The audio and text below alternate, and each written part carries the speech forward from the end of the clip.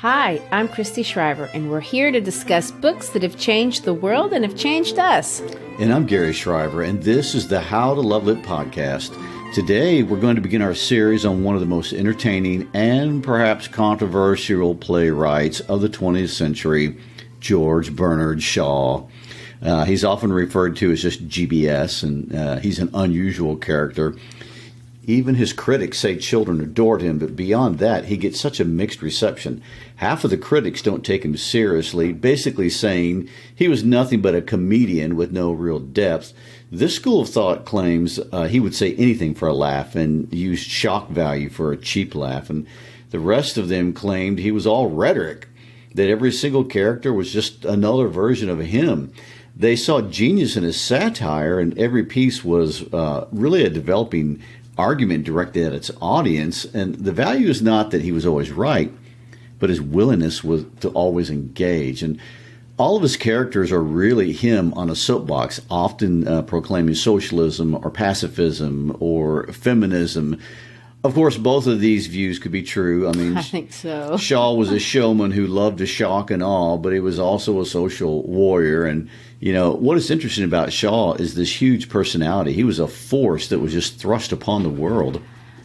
Well, he represents, that Nobel collection of celebrated Irish writers that we so love. In fact, he's the first author to win both a Nobel Prize as well as an Oscar in his lifetime.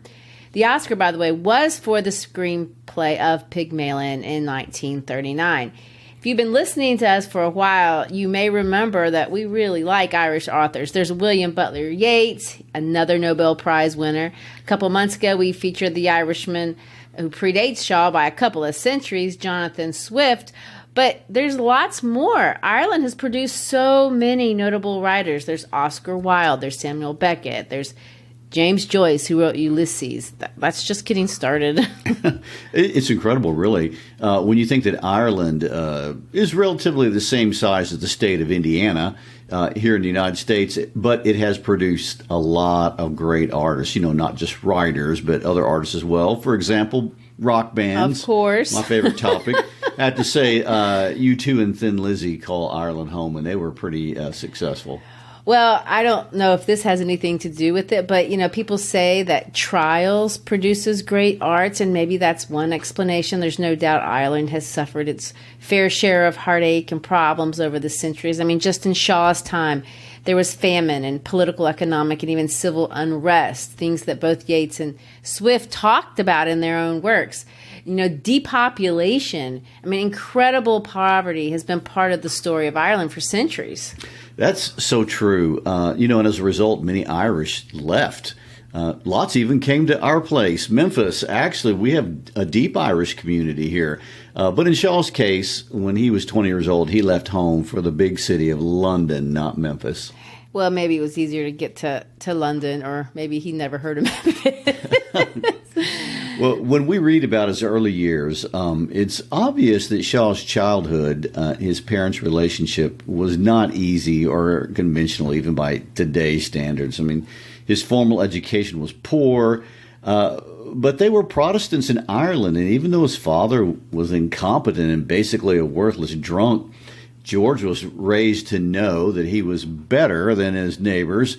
And I quote Shaw here, "No Shaw could form a social acquaintance with a shopkeeper, nor with a Roman Catholic, and naturally the Shaw parents stressed that fact on their children and thereby made errant snobs of them."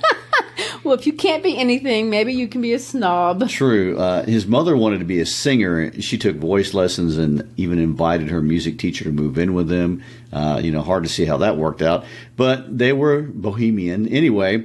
At some point during Shaw's teenager years, the music teacher moved to London, and so did his mother, taking with her his two sisters, and he was left with his father. She wanted to pursue music, and so that's what she and the girls did. One of Shaw's sisters died of tuberculosis pretty early on after the move, but the other made a career as an opera singer. Well, there you go. It matters, I think, when we see Shaw's body of work, that his household was such full of music people. I mean, he loved music. He taught himself the piano. Really taught himself everything he ever knew. You mentioned that he was not given a good education by either parent, but he did credit himself with having a self-education that he got by visiting the National Gallery in Ireland. I mean, in the course of his life, he was to be a music critic professionally. He admired Mozart. He talks a lot about Mozart. He references him in his book. And I think the word, bohemian to describe his growing up years might really be the right word for him, as he transformed from having that arrogant social consciousness to really developing a strong social conscience. Nice pun there. I know, I tried. His young adult years were focused on the arts, especially when he moved in with his mom after 2 years after she moved out of his dad's house. And he developed a great interest and support of Karl Marx. He firmly believed in the socialist ideas that he watched unfold in Russia and Germany and Italy. Of course, this was all pre-World Wars, would like to add. Yeah, he believed in people treating others equally, and he'd seen, there's no doubt, grave injustices in Ireland and believed that strong leaders could just fix everything. He controversially claimed that if England had been in the same shape that Germany was in the 20s, that they would have been fortunate to find someone as competent as Hitler in rebuilding systems. Shaw admired many of the dictators of his day that today we know were going to become mass murderers, but he knew them on the front end, and he didn't know that that's what they were going to be. He thought of them as efficient leaders, and they were attacking corruption, and he admired that. He honestly had faith in them, and I want to quote him here, and he said, "Dictatorship is the way in which government can accomplish anything." Of course, when we look at that perspective from hindsight, we know that he was going to witness some of the worst mass murderers in the history of humanity, but he didn't know that those were mass murderers when he was standing up for them and advocating, Mussolini and Hitler and Stalin. He didn't advocate mass murder. He backed off his support from Hitler earlier rather than later when he realized that the Germans were persecuting Jews, and he even said that, and I quote, "The Jewish business in Germany is a disgrace and has destroyed any credit the Nazis might have had." I want to point out he was not alone in that view. I mean, Hitler was so popular previous to the Holocaust that he was on the Time magazine's cover as Man of the Year. It's hard to think about that today. It is, but that's the reality. And that, of course, is that's a quote that turned out to be an understatement. I'd say so. When the story of the death camps became known to the world. And Shaw saw redistribution of wealth as a mercy and a kindness. And I don't know this for a fact, but if I were to guess, I imagine much of what he saw, being raised in Dublin and all the unmerited poverty around him, compelled him really to see strong leadership as the answer. And Shaw's idealism, unfortunately, did eventually fade to cynicism, because what he eventually saw unfold before his eyes was what often happens when men are given limitless power, But all those dictators he had put faith in, after they seized power, they became tyrannical, intolerant, murderous. And by the time he died, Shaw was very extremely cynical. Well, the truth, it always was the fact that even though he did hang out with anarchists and extreme socialists, first and foremost, Shaw was a pacifist. He was ardent about that, just like he was about his socialism, but he never advocated revolutionary overhaul.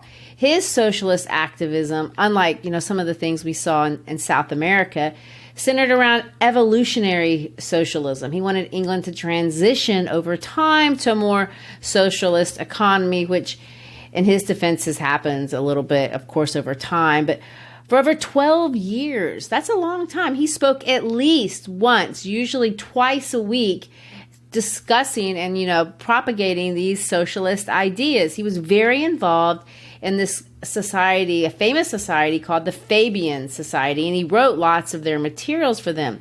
The Fabian Society is one of those things, I've always heard of, but I really don't know exactly what they do or are. It's what we call a political think tank. and it still exists. And just quickly, a political think tank is where philosophers and writers get together to apply political ideas to the issues of the day. So you can still go to their website right now. In fact, it claims on the front page to be the oldest think tank in Great Britain. And during Shaw's day, their strategy was to bring socialist values to Great Britain, not by forming a separate political party, but by the members asserting their influence on the ones that already existed. The plan was to create change from inside the existing political system, and developing strong leaders in both parties committed to reforming a system they saw as already corrupted by self-interest. And, we think of Shaw as being first and foremost a playwright, and of course he was. He wrote over 60 plays, but that wasn't his only interest. I mean, he was a journalist, a music critic, and very much a political activist, and, much more than I think about when you're watching his plays. Well, I completely agree. A friend of his, a man by the name of William Archer, tells what is now a famous story about when he met Shaw for the first time. And Archer says this really expresses who Shaw was. I mean, Archer found Shaw in the reading room of the British Museum with 2 large volumes in French of Karl Marx's book, Das Kapital. But right next to him was an orchestral score of Tristan and Isolde. Archer says that expresses Shaw. He's both an artist and a social critic and really didn't see the difference between the two things. His art was how he explored his political ideas. It was his way to champion social justice. And in some ways, that doesn't seem strange. I mean, the church has been using art like that for centuries. Hollywood tries to do it. I mean, lots of artists try to do it. But I guess what made Shaw so great at it is he figured out how to talk about political things without insulting his readers all the time. And that is a skill. I would like to point out he was great at insulting, but not letting you feel insulted. I know he said terrible things, but people enjoy his work and they just laugh. I mean, he could challenge the rich on feeling superior to the, quote, undeserving poor through a character like Eliza. And we're smiling. He challenges what he calls middle-class morality, which really he means hypocrisy, through a character like Mr. Doolittle. And we laugh because he's hilarious. And when we see what he's doing, we know he's absolutely right. I mean, I'm using Pygmalion as an example, but all of his works work just this way. And even the things he says that aren't in his work work just the same way. Even the only tragedy he ever wrote, St. Joan, which is a play about Joan of Arc, does the exact same thing. So are we saying if this is your first time reading anything by Shaw, you should look out for some social and political commentary? It's going to slap you in the face. In the preface of Pygmalion, he says that great art can never be anything but didactic, which is obviously not what lots of people think art should be doing. But at least when it comes to his art, no, you're looking at satire. Just like Swift, he wants to point out a flaw in our humanity, and he wants us to address it. So if we're saying a play is satire and we're saying he's a political person, a socialist, what's his message in Pygmalion? Well, that's a great question, and one you may not see right away if all you know about Pygmalion is the movie or play My Fair Lady, which is all I knew for a long time, to be honest. And before I attack My Fair Lady, which I'm going to kind of do, I want to say that I love My Fair Lady. I love Audrey Hepburn, and I love the movie. I love the stage production. We just got through seeing it a couple weeks ago here in Memphis, and to be honest, that's why we're doing this series. So it's an incredible musical and very close to Pygmalion, the play. Sometimes it's the very lines. Shaw's words are in the movie. However, Shaw would be turning over in his grave, and I suspect he has since 1956. I think he would be so angry, and he would have terribly sarcastic things to say about it, even if My Fair Lady made his estate more money than all of his other works combined. And the reason is it misrepresents one of his primary themes. Pygmalion wants to address and talk about universally accepted gender roles. Now, I've had a revelation. Oh, goodness. So, The revelation's in the title, My Fair Lady. Well, one of the wealthiest, most upscale neighborhoods in London is Mayfair. I think My Fair Lady is a play on Mayfair Lady. Well, maybe it is. Well, that may be obvious. There may be people who actually know that. But anyway, getting back to Shaw, he does seem to be asking what's the proper relationship between a man and a woman. And, of course, this is interesting in any generation. But in the 19th century, women were barely considered people under the law. I mean, it was very politically charged. And in 1912, that's 2 years before Pygmalion, Emmeline Pankhurst declared and urged her followers, "Those of you who can break windows, break them. Those of you who can still further attack property so as to make the government realize that property is as greatly endangered by women's suffrage as it was by the charters of old, do so. And my last words to the government, I incite this meeting to rebellion." And after she said those words, the most conservative estimate suggests that over £500,000 of property was destroyed. My. Shaw did not see women as Victorian angels of the home, but what was he seeing? Eliza is not a temptress. She's not a mother. She's not a muse. So what is she? Well, good question. I think he starts by saying, what is she not? And what she primarily is not is someone's love interest, which is why he'd hate the movie. Shaw went to a lot of trouble to make sure Higgins and Eliza do not get together. And the movie wants you to think they will. And it only took 6 years after his death for them to rework the ending to allow for that. Shaw's thoughts on a woman question, which is what they called at that time period, were no secret. I mean, here's a quote from one of his essays on women. Here's a quote from one of his essays on women. "A woman is really only a man in petticoats, or, if you like, that a man is a woman without petticoats." Now, this is not what Victorians believed. Here's another one that he made in 1932, in other words, after World War I. "The domestic career is no more natural to all women than the military career is natural to all men." There are so many great Chauvian quotes. Here's another one. "Motherhood is a means by which a woman regains the self-respect she loses through marriage." That's typical Shaw. I know. He's so funny. And he wants to make people sit up in their chairs, which is something that I missed when I watched the musical, because the musical isn't near as funny as the play. It just isn't. And the play really is. I didn't expect it to be, because when I read the play, I thought, what in the world? A political joke from 1913? How could that be true? But it can make you laugh even now. Well, another reason to read the play instead of just watching it is really all the extras that Shaw injects that are unusual. I mean, they aren't really stage directions. They're commentary meant for a reader, not necessarily for a director or a producer. Right, which is something I didn't know when I watched the musical, but it's so true. In fact, we're going to read several of these, quote, stage directions from Act 1 today, and you'll be able to see what we're talking about. The other real uniqueness, for those of you who've only seen theatrical productions of Shaw's work, is his affection for prefaces. He wrote prefaces to his plays, and that's just not a common thing. I mean, why would you write a preface when people are going to see the play? When asked why he kept doing this is what he said. "The reason most dramatists do not publish their plays with prefaces is that they cannot write them. I write prefaces as Dryden did, and treaties as Wagner did, because I can." I mean, he considers prefaces a main feature of his work. And in the preface to 3 Plays for Puritans, he explains it like this. He says this: "I would give 6 of Shakespeare's plays for one of the prefaces he ought to have written." So he's going to tell Shakespeare what to do.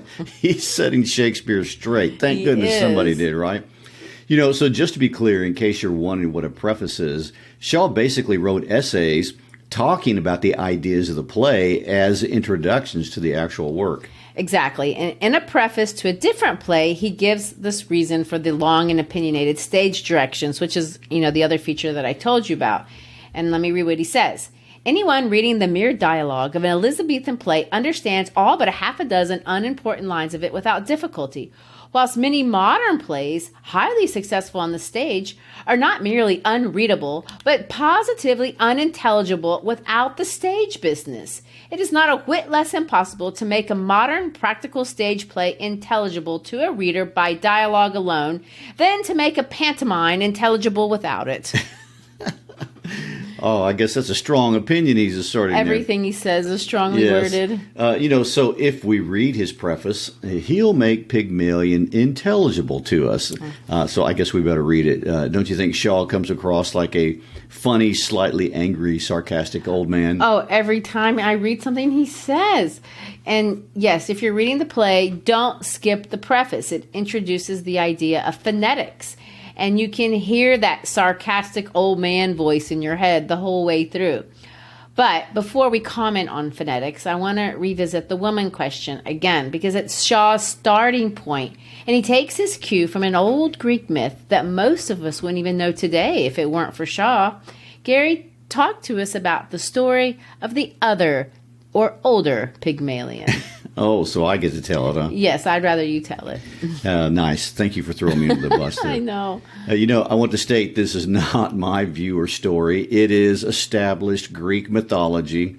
So apparently there was once a talented Greek sculptor from the island of Cyprus named Pygmalion. Apparently Pygmalion had had some bad experiences with the options regarding prostitutes, and he became disgusted with women in general. So he decided women were flawed creatures, and he vowed never to waste any more of his precious life on them. So far, losing him is no great loss to womankind. But well, true. And so he gave them up. And instead of trying to find a perfect woman, he thought he would just make one. Oh, I can see the jokes now. He makes the perfect woman. Beautiful, silent, always where you leave her. No comment on that. Anyhow, the story goes that he worked so long and so diligently on the statue that it became more beautiful than any woman could ever be. I mean, she was perfect, and he named her Galatea. In fact, he fell in love with this perfect statue he'd made. He'd bring Galatea gifts, he'd talk to it, he'd dress it up, he put jewelry on it, he kissed it, he caressed it, all that. Oh, and don't forget that word Galatea means she who is white like milk. All this comes across, just kind of slightly offensive to us, but apparently, not to Aphrodite in the old Greek world. And she was the goddess of love and sexual desire. And she feels sorry for Pygmalion. And when Pygmalion goes to her temple to sacrifice a bull during the festival devoted to her, she offered him a sign by having the flames go up 3 times. And he knew he'd seen a sign from the goddess, but he didn't know what it meant. And when he went home, he went over to Galatea and he hugged her. But when he did, she seemed warm. And he kissed her and her lips were soft. He touched her veins and they weren't solid, but they were lifelike. He had made the perfect woman, and Aphrodite had turned Galatea into a living being. And the end of the story is that they were married and lived happily ever after. Hence the connection to our story. In Shaw's story, this is exactly what Higgins sets out to do. He wants to be Pygmalion. Just another detail for those who love the musical. The original title for the movie My Fair Lady was Lady Liza, but Rex Harrison, who played Professor Higgins, objected because he didn't want the movie to be named after the female lead, so they went with My Fair Lady. But the point I want to make here is that of the emphasis given to the play, the title Pygmalion is very different by calling it My Fair Lady or Lady Liza. And of course, Eliza is the central character in the play, the one who changes over time. But that's not the first point to note. We are to be noticing if Higgins changes. Does it work to be a Pygmalion? Is this a thing that you can do? Can you craft a person? Good Lord, Minnie Helicopter Mom has tried to do just that. But in our story, Higgins says yes, and he will do it through phonetics. Hence, we get the second big theme in the play, the role of language, the role of pronunciation in our world. In his preface, Shaw says, quote, It is impossible for an Englishman to open his mouth without making some other Englishman hate or despise him. And of course, where he goes with this is that pronunciation stratifies us into society, and every resident of the South, which we are, is very well aware of that. I mean, there are many a Southerner who will claim they didn't get a job over their Southern drawl. But I can't say that I haven't found myself judging people by how they sound. And if you're not from the South, you may not know all Southern draws or accents are not the same. Georgians talk one way, Virginians talk another way. Here in Tennessee, we can tell what part of Tennessee you're from just after a few sentences. We can even tell what part of Memphis you're from. You know, Knoxville people don't sound anything like us. And all of this comes judgment, comes stratification, and the general rule of thumb is the stronger the accent, the more ignorant you likely are. Well, that is the general rule of thumb, according to Shaw. But of course, that's not a Southern thing. That's universal. This summer when we were in Brazil, I hadn't been there a week before I learned to tell who's from Rio. They add the SH sound to everything. I mean, I could hear it, and I don't even speak Portuguese, but there you were being able to stratify. Exactly. In Rio, instead of calling me Cris, which is how they used to call me, they call me Crish. Well, you know, of course, it's ancient, too. In the biblical book of Judges in the Old Testament, there's the famous story of two warring tribes, the Gileadites and the Ephraimites. And the Gileadites win, and they set up a blockage across the Jordan River in order to catch any escapees from the battle. And they'd ask every person trying to cross the river to pronounce the word Shibboleth. They knew Ephraimites couldn't pronounce the SH sound, so they would pronounce it Sibboleth instead of Shibboleth. Everyone who couldn't pronounce it, the SH, they were killed. So, you know, the stakes are pretty high on your pronunciations. Well, the Rio people could get through. Yes. But, you know, they're not as high today. I mean, we're not killing people over their accents, but heavy accents obviously are still a problem. Everybody knew where he came from every time he opened his mouth, and there was prejudice in that. Eventually, Shaw did get rid of that heavy accent, but he intentionally kept his Irish dialect. He just moderated it. When we read the preface, he introduces his relationship with a man by the name of Henry Sweet. And Sweet was a reader in phonetics at Oxford, and Shaw knew him personally. Well, Sweet was the inspiration for the character Higgins, and in some ways was the impetus for the entire plot. Sweet wrote in his handbook in 1877, quote, "When a firm control of pronunciation has thus been acquired, provincialisms and vulgarisms will at last be eliminated, and some of the most important barriers between the different classes of society will thus be abolished." Higgins says it in his play like this: "Phonetics is the deepest gulf that separates class from class and soul from soul." So for Shaw, as we'll see in the play as well as in the preface, the problem with dialects or shibboleths is that they function exactly like they did with those ancient Hebrews. They just don't reveal our personal past or our present. They determine our future. Higgins claims, not inaccurately by the way, that Eliza's Cockney accent as, quote, "the English that will keep her in the gutter to the end of her days." You know, let's read the final paragraph of the preface so we can set the stage for our entrance into Covent Gardens so we can meet our main characters. I wish to boast that Pygmalion has been an extremely successful play all over Europe and North America as well as at home. It is so intensely and deliberately didactic, and its subject is esteemed so dry that I delight in throwing it at the heads of the wiseacres who repeat the parrot cry that art should never be didactic. It goes to prove my contention that art should never be anything else. Finally, and for the encouragement of the people troubled with accents that cut them off from all high employment, I may add that the change wrought by Professor Higgins in The Flower Girl is neither impossible nor uncommon. The modern concierge's daughter who fulfills her ambition by playing the Queen of Spain in Ruy Blas in the Theatre Francois is only one of many thousands of men and women who have sloughed off their native dialects and acquired a new tongue. But the thing has to be done scientifically, or the last state of the aspirant may be worse than the first.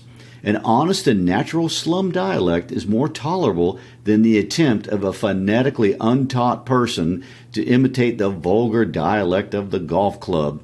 And I am sorry to say that in spite of the efforts of our Academy of Dramatic Art, there is still too much sham golfing English on our stage and too little of the noble English of Forbes Robertson. And so, again, you see Shaw's sass on display, sham golfing on the stage.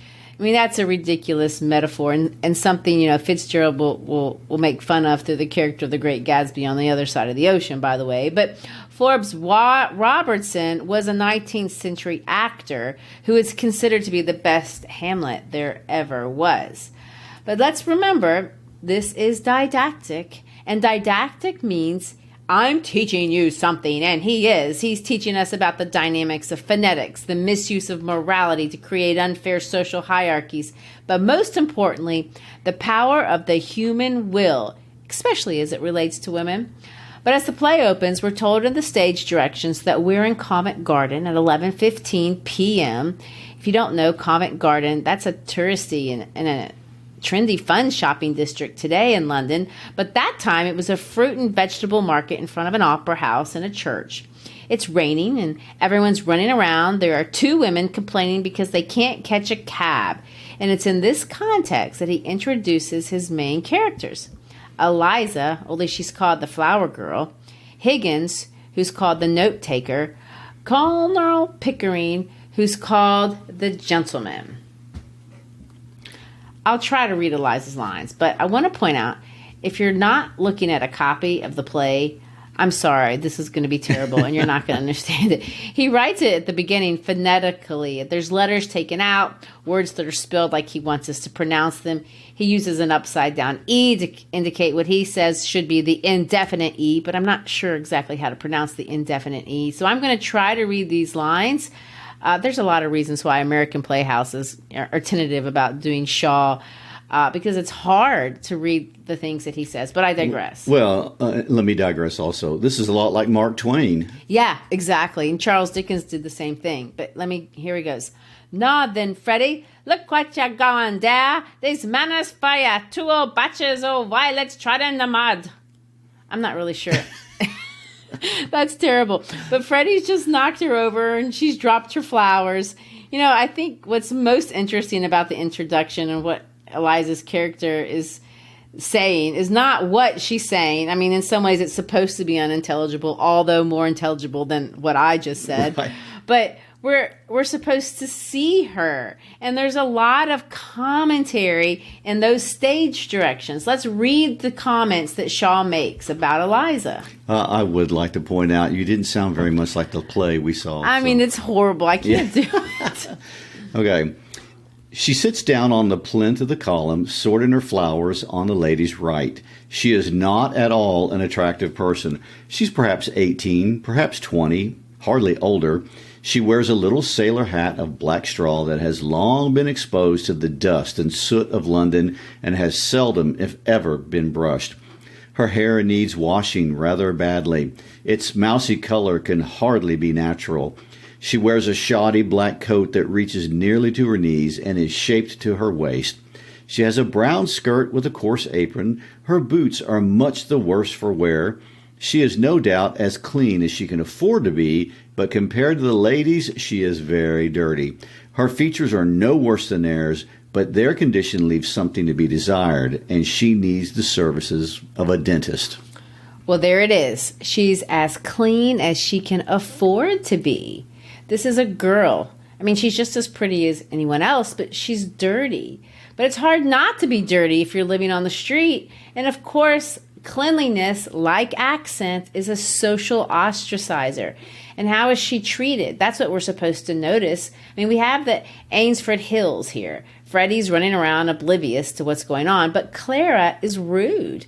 Higgins is flat out dehumanizing and insulting. But of course, Colonel Pickering, who we will call the gentleman, is a perfect gentleman, even to the smelly, dirty, poorly spoken girl.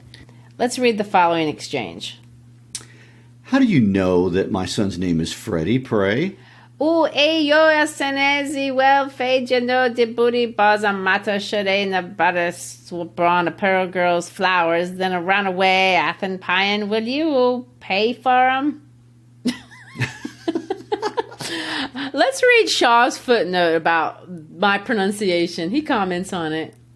Here, with apologies, this desperate attempt to represent her dialect without a phonetic alphabet must be abandoned as unintelligible outside London. I think I did the unintelligible part pretty well. But as any good socialist, what Shaw is highlighting is the social inequalities of class on display, both linguistically as well as through their behaviors. She's unintelligible. A bystander warns Eliza to be careful because a man is taking notes, and when he says that, she loses her mind. She thinks she's going to get arrested. Let me try these lines. Now that he put them in better English, I can read them better. I ain't done nothing wrong by speaking to the gentleman. I've a right to sell flowers I keep off the curb. I'm a respectable girl, so help me. I never spoke except to ask him to buy a flower off me. I mean, she's pretty hysterical. She says, "Oh, sir, don't let him charge me. You don't know what it means to me. They'll take away my character and drive me out on the streets for speaking to gentlemen." And so her poverty is connected to her morality. I mean, the more poor you are, the more immoral you are, is the assumption. And by the end of her chat with Higgins, she is reiterating that she's a good girl with a right to be there, to which an extremely snobbish Higgins responds by calling her cabbage. He's so rude, just like Shaw. It's funny. And somehow Shaw can make him just as forgivable. You can't really hate Higgins. I mean, he's rude to everyone. You want to hit him, which of course is what happens to him. But let's read the back and forth. A woman who utters such depressing and disgusting sounds has no right to be anywhere, no right to live. Remember that you are a human being with a soul and a divine gift of articulate speech, that your native language is the language of Shakespeare and Milton and the Bible, and don't sit there crooning like a bilious pigeon. Quite overwhelmed and looking up at him in a mingled wonder and deprecation without daring to raise her head. Heavens, what a sound! Gone. You see this creature with her curbstone English, the English that will keep her in the gutter to the end of her days? Well, sir, in 3 months I could pass that girl off as a duchess at an ambassador's garden party. I could even get her a place as a lady's maid or a shop assistant, which requires better English. That's the sort of thing I do for commercial millionaires. And on the profits of it, I do genuine scientific work in phonetics and a little as a poet on Miltonic lines. What's that you say? Yes, you squashed cabbage leaf. You disgrace to the noble architecture of these columns. You incarnate insult to the English language. I could pass you off as the Queen of Sheba. Can you believe that? And there we have him. Shaw, the preacher. Equality and inequality. The worth of humans is determined by criteria that is subjective, superficial, basically arbitrary. Speech is the cause and consequence of social deprivation. I mean, the insults are terrible. She's nothing but a squashed cabbage leaf. But by the end of Act 3, when Eliza meets the Ainsford Hills again, Clara, who's repulsed by her here, will revere her, even though Eliza still says crazy things. I do want to bring up the kind of English Eliza is supposed to be using, the so-called, it's the so-called Cockney dialect, and I'm not sure stigmatized today, but at the turn of the 20th century, it signaled that you were from lower class neighborhoods in London. Henry Sweet, who the inspiration for Higgins, said this about it in his primer of spoken English. The Cockney dialect seems very ugly to the educated Englishman or woman because he, and still more she, lives in a perpetual terror of being taken for a Cockney. But just don't take his word for it. A report on the teaching of English in elementary schools that was published in 1909 said this: most dialects have their own distinctive charm and historical interest, but Cockneyism seems to have no redeeming features and need only to be heard to be condemned. And so we are the Ainsford Hills. We, as people who are rich enough to attend the play, or are just the sort of kind of people that would judge Eliza because she's dirty, because she responds in inappropriate ways, because she's basically unintelligible when she talks. But let's take another look at Eliza. There's nothing common about her at all. She has self-respect. She's independent. She's brave. And when she gets money here, she does something she has never done before in her life. She takes a taxi. At the beginning of the play, Shaw injects instructions where he says he's added lines to the play that are to be done only if the movie or if the play producers have money to create an elaborate set. The end of Act 1 has a section that's only to be done if you can afford to do it. It takes place inside Eliza's home. They're on the street.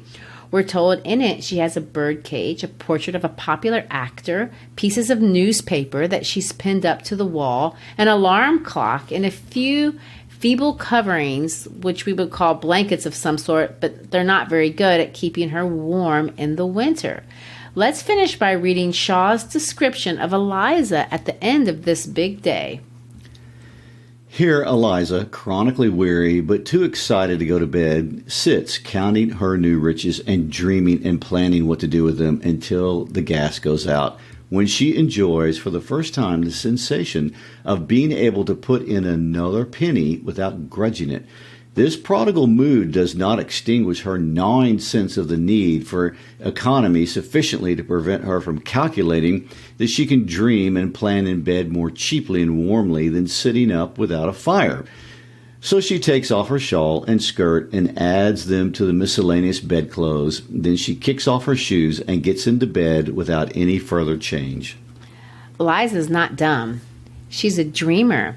She can read. She's a counter. Shaw is not creating art for art's sake. He's presenting us with a problem. What should we do with Eliza? Well, Shaw will claim that this is life force at work. Yes, and the rest of the play will illustrate his line of reasoning.